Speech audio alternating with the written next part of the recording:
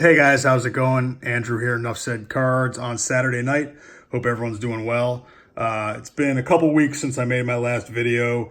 I was on vacation with my family, and then last week traveling for work, so I've been out of town quite a bit. So I have a bunch of stuff that I want to show you. I have a really cool pre-war card that I'm going to save for last. I have a couple modern cards, a couple different things. So just wanted to get started and show you this first. This is a autographed photo of Juan Soto. And a couple weeks ago on a Saturday morning, my older son woke me up and told me that he had discovered that Juan Soto was going to be appearing for 1 hour at the T-Mobile store at the Tyson's Corner Mall. It's not too far from my house in Virginia. And so we drove down to the mall. We thought we had gotten there early, only to discover that there were already about 100 people in line in front of us. The line kind of like snaked through the mall. And we got in line, and, you know, by the time he arrived, there were probably at least another 100 people, if not more, behind us. And I had brought a couple baseballs in hopes, that he would sign those. People had all kinds of stuff, jerseys, cards. Turns out he was only signing these pictures that they provided, and also he was taking photos with whoever, one-on-one.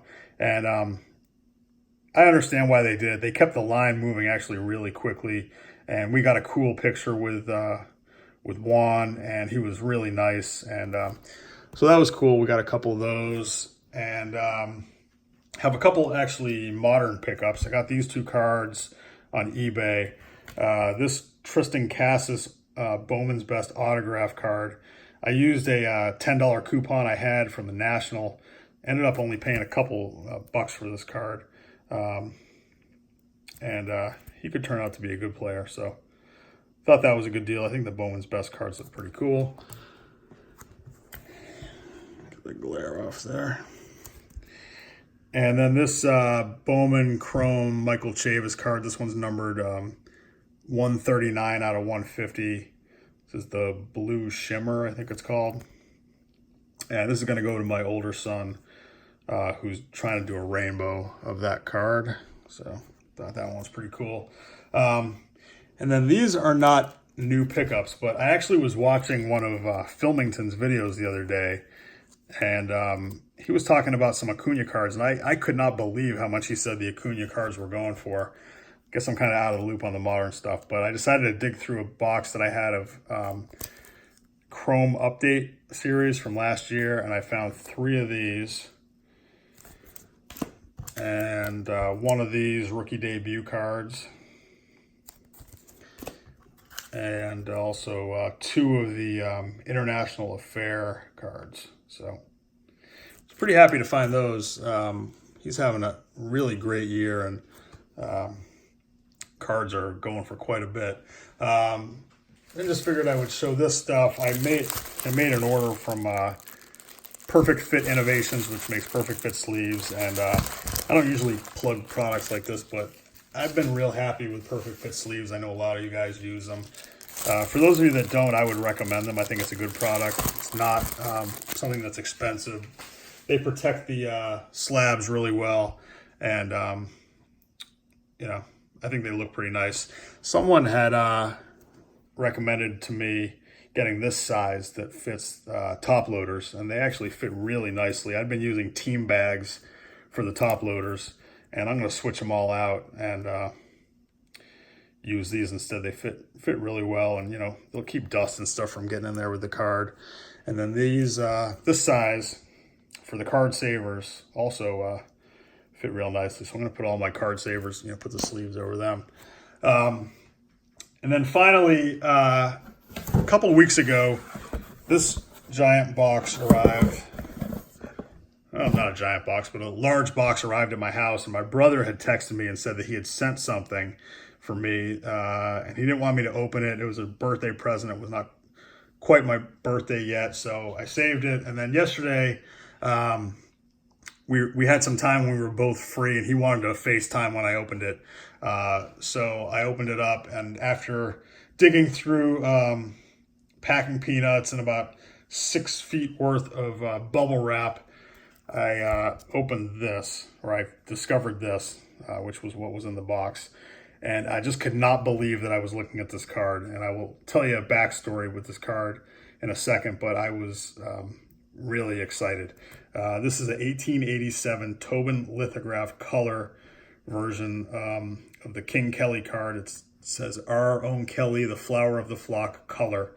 And there's a black and white version of this whole set also. This is a PSA 2.5. And this is obviously a caricature style image of King Kelly. And this is part of a 10 card set. There's a couple other Hall of Famers. There's Cap Anson, Tim Keefe. I want to say there's at least one other Hall of Famer. I can't remember who it is at the moment. This one has a really cool ad on the back, actually, for a store that sold baseball supplies. 2 words, baseball, in Kingston, New York, opposite the courthouse. The store was called Forsyth and Wilson. And shortly before the National, I had seen this card on eBay, and I put it on my watch list. And maybe some of you can relate. You know, you see something that you really like on eBay, something that, you know, like this is not something that comes up a lot. But for whatever reason, I didn't hit the buy it now right then and there. I was trying to save money for the National, just didn't buy it. And sorry, that's my dog going crazy in the background. But you know, a couple days passed, and checked in on my watch list and realized that the card had sold. And I was just kind of instantly mad at myself for not buying it. But, you know, what are you going to do? So it didn't occur to me at the time that a few days prior to that, I'd had a conversation with my brother. He has gotten back into cards and has picked up a couple really awesome items. And we have been enjoying talking on the phone, going over stuff that we're looking at. We went over the REA catalog together and are, you know, frequently talking about things we're looking at on eBay. And I had mentioned this card, and he went ahead and bought it for me for my birthday. So Matt, if you're watching this video, thanks again. Absolutely love this card, and so happy to have it. So happy that you're the one that bought it. So put that right there. And just thought it'd be an appropriate time to mention once again, I think I've discussed this book once before, but this is called The Encyclopedia of Baseball Cards. The book is no longer in production, but you can find this version, which is the 3 volumes together, occasionally on Amazon. I got this one used off of Net54. But this book is, for anyone that collects pre-war cards, this is like a necessity. And there's a section in here that talks about trade cards, which is what the King Kelly is there. And there's also another section that talks more specifically about this set. And there's that's the Cap Anson card there. But like I said, 10 cards in the set, and I'm not exactly sure why. I haven't been able to figure out why on this card it says Boston instead of Boston. All the other cities, Washington, Chicago, New York, Philadelphia, are all spelled correctly. So I'm not exactly sure what Boston refers to. Obviously, you know, some kind of nickname or something for Boston. I don't know. But if anyone knows or has any insight on that, I would love to know. For those of you who are not familiar with trade cards, I'm just going to read really quickly this section of the book here that discusses them. During the period in history between the Civil War and the turn of the century, the major form of American advertising was a small, colorful card known today as a trade card. The cards were high-quality chromolithographs printed on thin cardboard stock. They pictured virtually every subject imaginable, both related and unrelated to the advertisement. The cards advertised a specific product or business establishment or both. Some cards were produced as pictures only, with space left for advertising to be stamped on. Some had blank backs, and others had various forms of advertising, testimonials, business locations, etc. on the back. Some of the most outstanding American lithographers, including Currier and Ives, produced these extremely interesting historical and artistic cards. This goes on and on. And like I said, there's a later section that discusses this set in particular. But I think the trade cards are really interesting. And there's a bunch of different sets.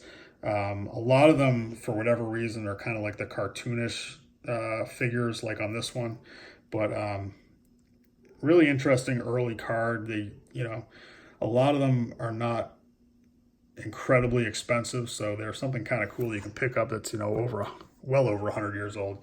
So that's it. I'm done rambling. Thanks for watching, and I will catch up with you guys soon. Excited to be going up to the Philly show in a couple weeks, and hope to get some good stuff up there, and I'll be back with another video soon. Thanks, guys. Take care.